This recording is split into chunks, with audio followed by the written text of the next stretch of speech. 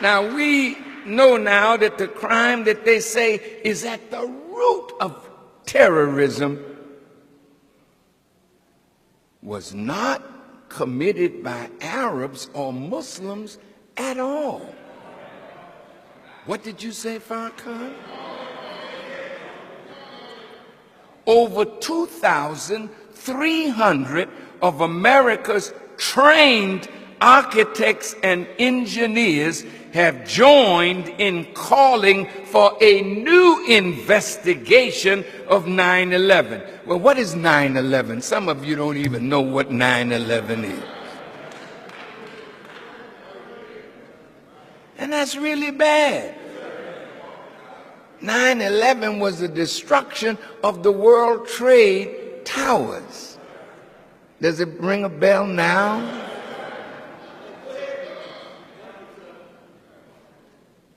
They say that the World Trade Center buildings were brought down by carefully placed explosives, not by planes. They say that all three buildings had to have been wired with explosive charges long before September the 11th. And this is something that took tremendous sophistication to do, and that sophistication was not with Osama bin Laden or his followers. Listen.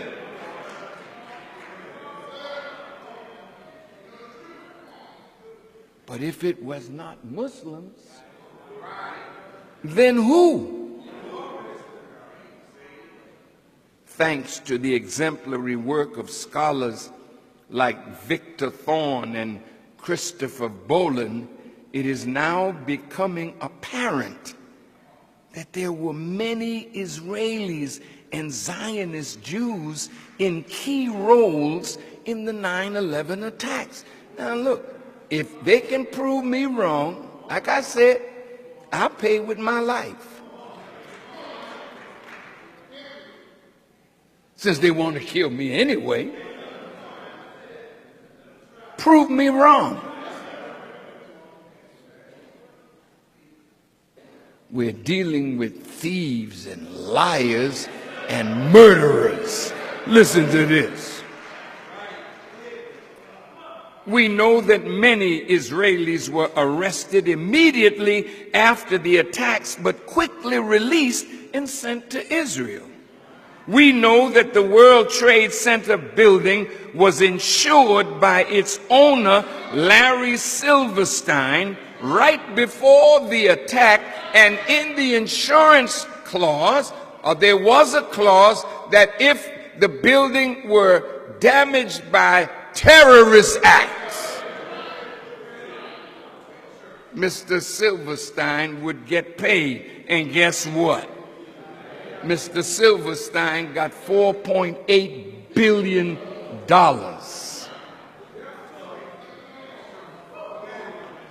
We know that an Israeli film crew dressed as Arabs were filming the Twin Towers before the first plane went in. In other words, these Israelis had foreknowledge of the attacks. Now look, you say, but planes went in to these towers. Yes, they did. But do you know what kind of technology you have to have as a pilot to fly a plane and drop down to an altitude and turn at an angle at 400 or 500 miles an hour into a building? And the fuel of an airplane is not strong enough to create enough heat to melt the steel structure of that building.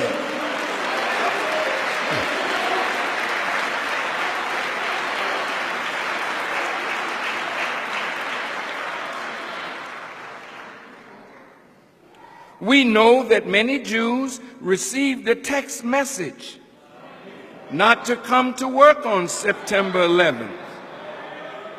Who sent that message? that kept them from showing up.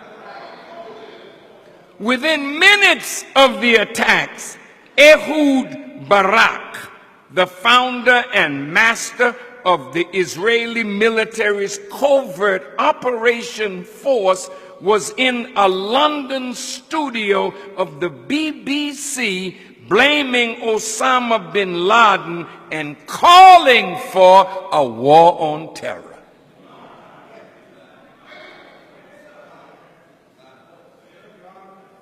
And we know that Benjamin Netanyahu told an audience in Israel, we are benefiting from one thing, and that is the attack on the Twin Towers and Pentagon and the American struggle in Iraq.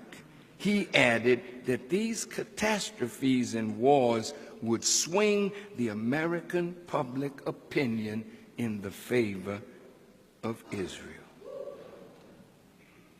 Why won't America investigate what these scholars and scientists have uncovered about 9/11 and who was really behind it? It now appears that 9/11 was a false flag operation, which is an attack by one country but made to appear like the attack came from another in order to start a war between them. Is this what friendship is?